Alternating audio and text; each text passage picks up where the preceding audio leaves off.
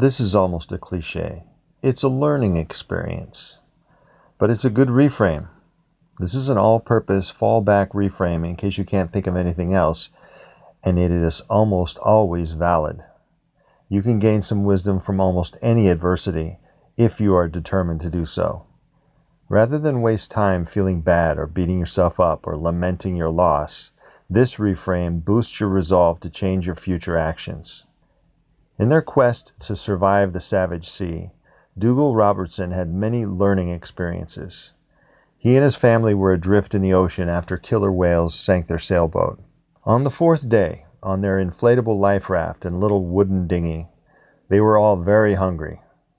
Their sailboat sank so quickly they were not able to grab much food, so Dougal was trying to catch a fish. He had a spool of fishing line aboard, a wire leader to keep sharp teeth from biting through the line, and a lure. There were 5 people aboard, and they were all very hungry. Dougal cast his line out again and again, but no fish seemed interested. Then he saw 3 good-sized fish and excitedly cast in their direction, only to see the spool, the line, the leader, and the lure all arc through the air and sink into the depths. He had made a foolish mistake. He couldn't believe he'd been that stupid. That was the only fishing line they had, and that was the only lure they had. But rather than wasting time beating himself up or lamenting his loss, he immediately determined never to make that kind of mistake again. It was a classic learning experience reframe. I resolved to examine every move before I made it, wrote Dougal, and every decision before we acted upon it, for sooner or later, because I had overlooked something, someone would die.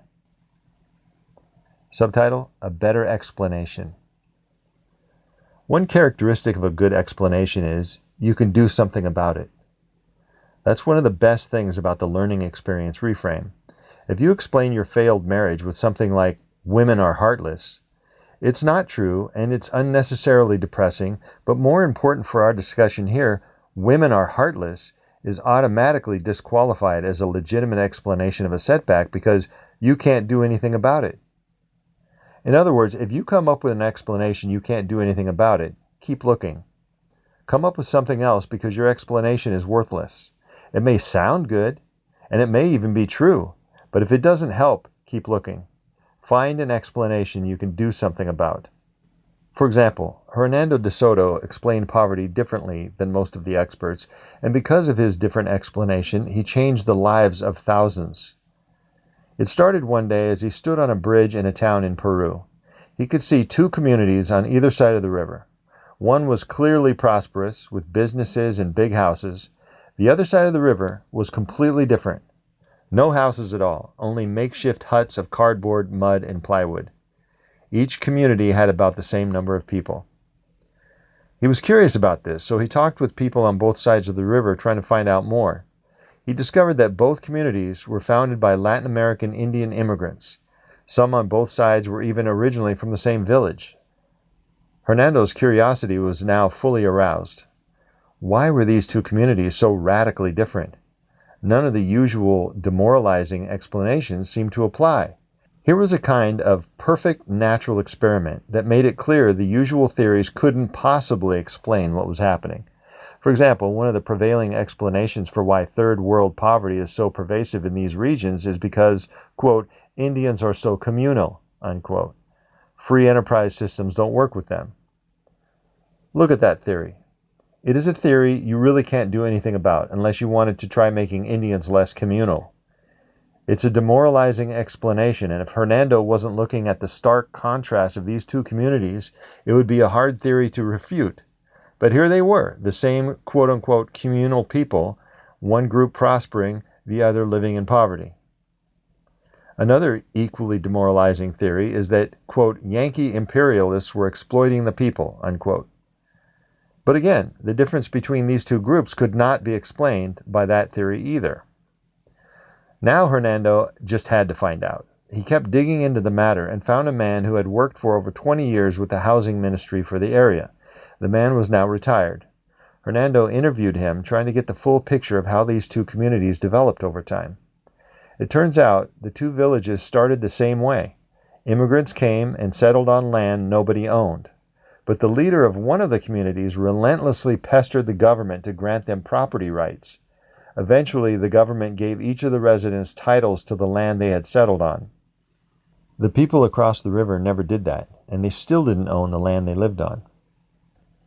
Now Hernando had a reframe. He had an entirely different way of looking at what causes chronic poverty. When people own their own land, they tend to develop it, to put down roots, to invest in their community, and to accumulate wealth.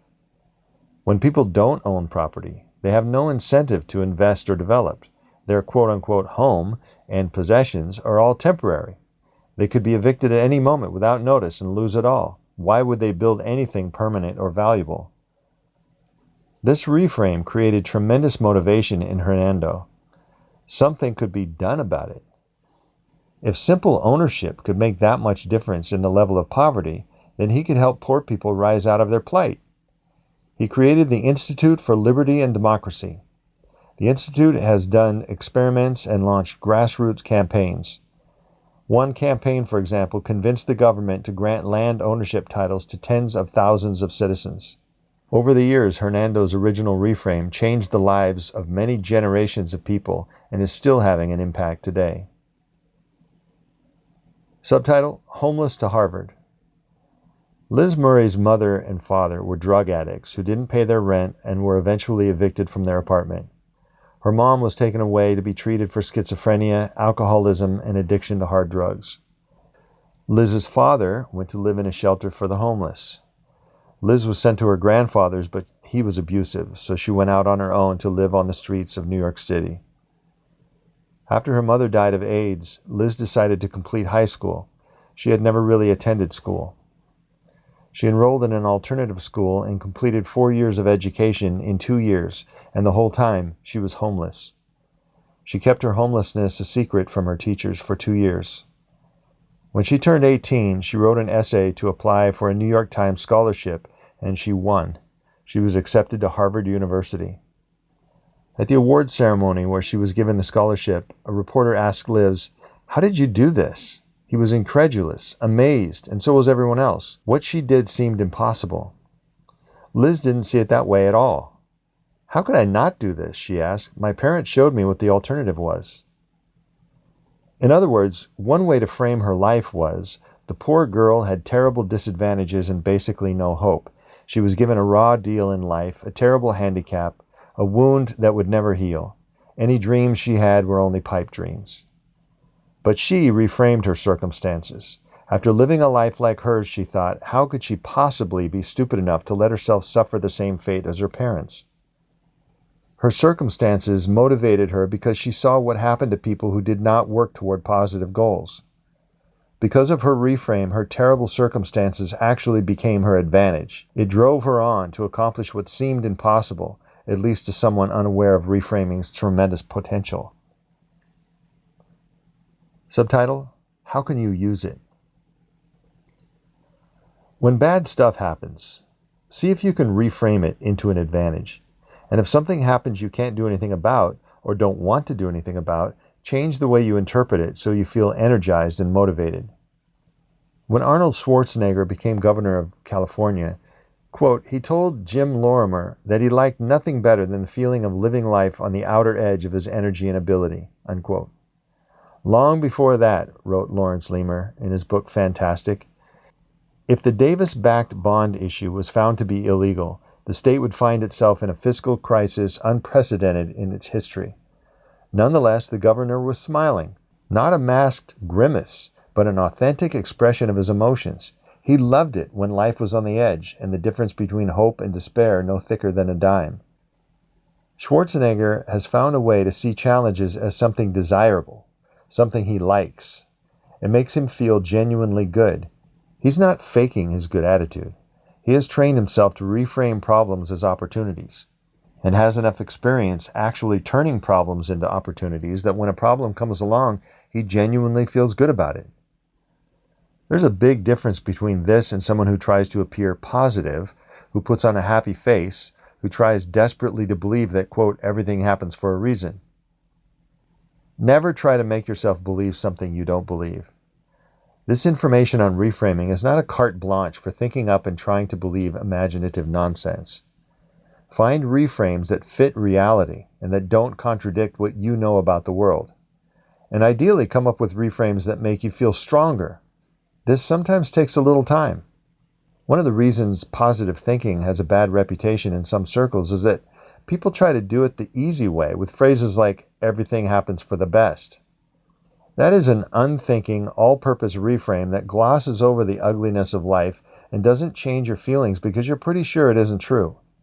In other words, because you don't really believe it's true, it can't really make you feel energetic or motivated. It's just lip service. Use your head, take some time, put in the effort, and make good reframes. And they can really and seriously change your life. The end. This has been an excerpt from the book, How to Change the Way You Look at Things in Plain English. This is Adam Lee Kahn on The Atom Bomb. This Atom Bomb podcast episode is sponsored by Anchor, a podcast platform, the one I'm using to make this podcast. It's super easy to use and allows you to easily create your own podcast. You can record and edit your audio right onto the app. In fact, you can do everything on your phone. Anchor also makes it easy to monetize your podcast and get wide distribution. Anchor automatically makes your podcast available on Apple Podcasts, Spotify, Google Podcasts, and more. You can download the Anchor app for free or go to anchor.fm to get started.